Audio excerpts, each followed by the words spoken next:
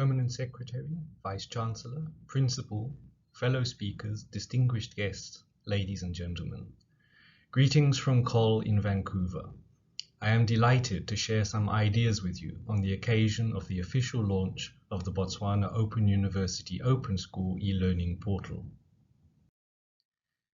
Any open schooling provision needs first to be informed by the needs and contexts of learning of its target students, and this increasingly also involves understanding the technology profile of the learners in terms of access to devices, connectivity, and skills. Open schooling then seeks to overcome any barriers to access and success in schooling.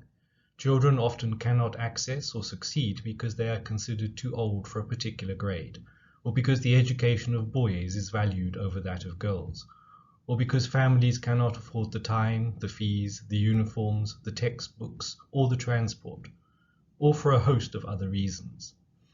If the child cannot come to the school, then we need to use ODL methods to take the schooling opportunity to the child. And sometimes older forms of technology are the only option. But increasingly, our students have access to one or more mobile devices. In fact, the cost of a device preloaded with relevant OER will likely be less than the cost of purchasing a set of hard copy textbooks, and also likely be more engaging and interactive. We can identify two broad approaches to open schooling, depending on the needs we are trying to address. In a complementary approach, we follow the same curriculum that is used in mainstream schooling. This is probably most appropriate for children of school-going age, who are not in school. An added advantage of this approach is that the learning resources developed for open schooling can also be used to support day scholars, for example, where certain subjects are not being offered in the day school, or when a day scholar is struggling to progress and needs extra support. In an alternative approach, we offer routes to gaining a school-leaving equivalent qualification or experience, but follow a different curriculum.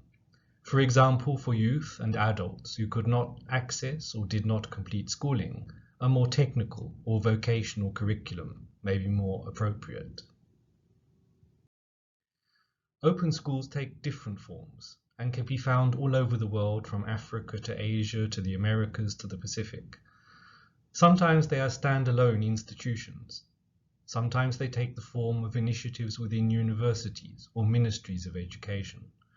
There is no one-size-fits-all model or approach for open schooling.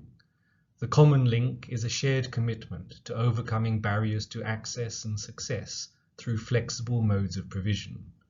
Botswana Open University Open School's new e-portal provides an example of one of many ways to approach the challenge. An example which I look forward to sharing once the portal has been launched.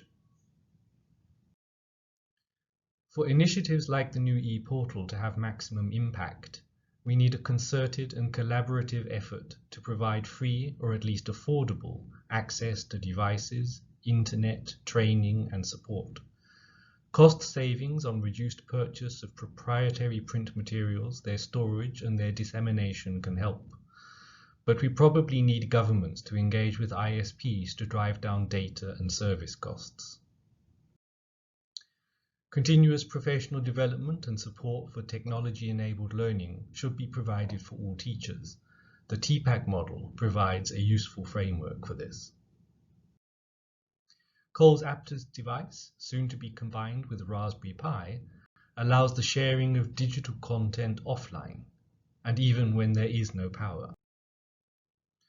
And technology-enabled learning can help us reach larger numbers, as in this example from the National Institute of Open Schooling in India, in which 1.4 million teachers were reached in a single training cohort. Increasingly, we are using technology also for assessment. Small pieces of learning earn digital badges, which can be very motivating. Larger units of learning can be recognized as micro-credentials. Several micro-credentials can be linked to build into qualifications. And all the evidence can be stored and shared digitally using blockchain technology.